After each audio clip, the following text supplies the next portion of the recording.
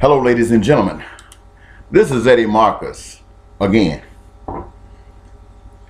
I am ashamed, and I need to apologize to myself, and I need to apologize to God for what I allowed myself to wish,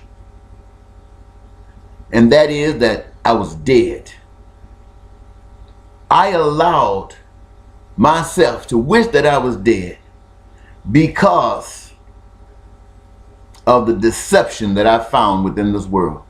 People who love you, swearing to love you, only to turn their back on you in the moment of need. I have watched the Christian people talk about God, how much they love God. And yet, I have found that it is nothing but deception. Deception that is founded on a principle of tradition. The word says, and you pretend. Some of you act closer to it, and others don't. But in reality, it is all deception when it comes face to face with something that is sincere. You know, I am ashamed that I allowed myself to wish I was dead because of this deception that I found in the world. And I regret it.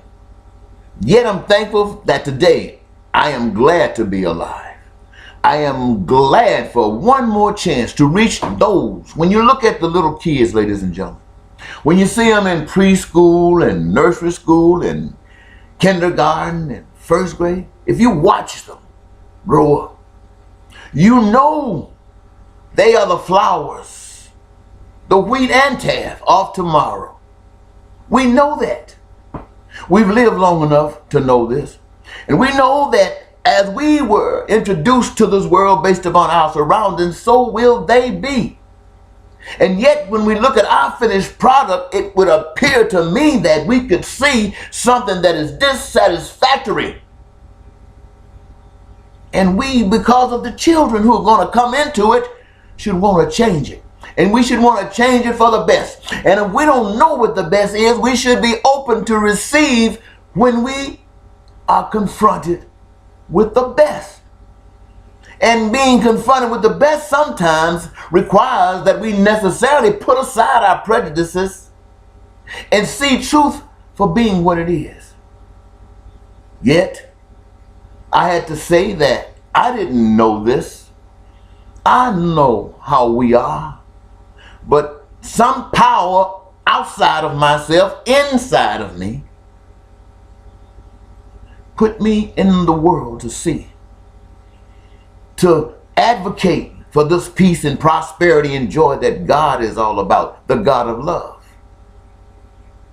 And reached out, I traveled first across this country, giving out the message, the genuine message of what God is, who we are, our relationship with God, and what the great possibilities are, and so forth. I even went to preachers in my own city, white preachers everywhere I go, trying to see if they were interested in that. And for some strange reason, I'm sure in their minds they all were, but none responded. Black preachers, the same thing. I mean, this message, because of my weakness, allowed me to step back out of the church because I did not want to offend. But ladies and gentlemen, it's not about offending. It's about trying to wake you up. If you knew you were in a nightmare, you would want someone to wake you up. And right now, even though you don't know, you see, this message is not about changing you. This message is about sharing the truth. Because everyone is not feeling great about peace. What is peace to them?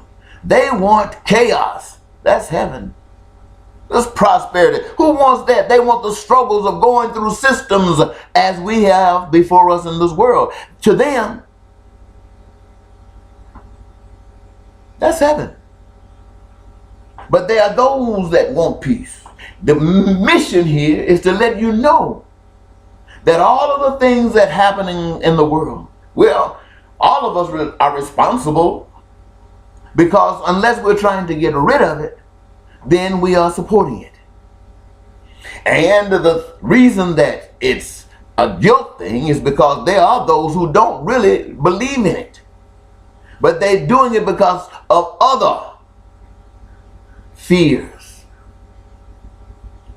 And so they lead. See, going to church every Sunday doesn't free you from bondage. Wheat and tariff growing together, each getting its nourishment from the soil, is like God taking care of the good and the bad and the ugly. And yet, like water remains water, oil remains oil, when wheat and the tariff that grows together, and one bends over and does the bidding of the other, then it loses its realness. It loses its authenticity. You see wheat overacting like tariff, or tariff overacting like wheat. No, that's fake. See, you do this, you think this, you act like this because you've been told that God acts like this. And this is why there's prejudice. That's why white and blacks can't get along. Americans and others can't get along. That's why everybody says, I am the greatest, my country is the greatest, and so on and so forth, and my God is the only God, and all of that. Because they don't know the real God. The real God is the author of all of this. And whether we understand it or not, God does. And if a man hates, that's okay. There's a place for hate. But it is not mixed with love. They must be separate in order for there to be peace. Let hate go where hate goes, and let love go where love goes. And they are in heaven each. Now, ladies and gentlemen, I am saying to you, and I want you to, let me see if I can put my glasses on it. I don't want to leave anything out. Oh, yeah. I think I just about got it. I think you got my message. My message is this. The children, we got to give them, you say, well, I went through life, I couldn't have these Jordan tennis shoes, or I couldn't have this hat. And you want to make sure your children have what you couldn't have. Okay, for those of you who wanted peace, and you know deep in your heart you did not experience peace, I want you to think that you're going to do better for your children than was done for you. You're going to guarantee them a better chance at peace. Why? By representing peace here in your years. That's what you need to do. That's what you will do. Prosperity, people are ripping things off. Everything belongs to God. God gave it for all of us. The good, the bad, and the ugly. The good and the bad and the ugly going to do that thing. The bad and the ugly going to do their usual way of doing things. But good, say, well, I'm outvoted. No, you're never outvoted. You're as good as you show up. So good, the greatest good, is never to go that way. Always show up. Why? Because good is good. Don't act bad. Don't think you're smart. Don't go over and join partnership think you're going to out-con them. Then you just a bigger devil than they are. And when I say devil, I'm not trying to say a downer. I'm just trying to say that you are that which you say you can't stand. Now, having said that, I think, is there any more in my, well, right now I'm just going to leave it right there. And I hope this serves as something